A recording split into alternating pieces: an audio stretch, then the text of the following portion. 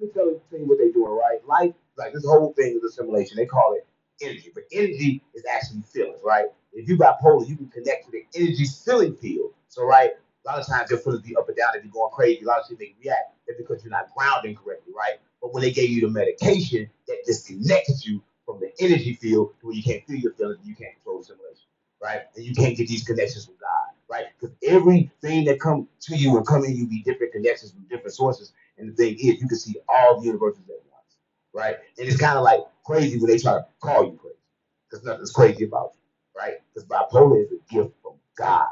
You probably ain't know that. The doctors know that. They know that, but they ain't gonna tell you that because they told you that, then they couldn't give you the medication to stop your gift.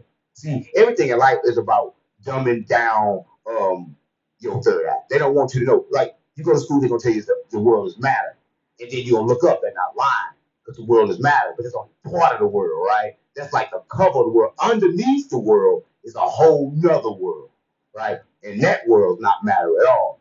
So what they say don't matter at all, right? So I just want to ask you, what makes you think, on what made you feel like, okay, cool, I'm gonna take this medication because it comes from your I father. didn't have a choice. So Come on, gang, you got a choice. nah, you don't. You Look, do got, so how you don't look, got a choice?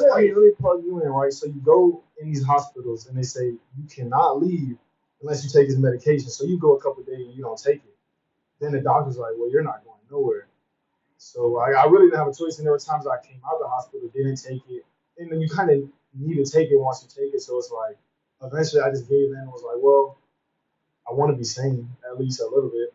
Who's already saying? I know. So what made him take you to the doctor? What explain to my viewers what you was doing to make them diagnose you with bipolar? What was you doing? What was going on with you?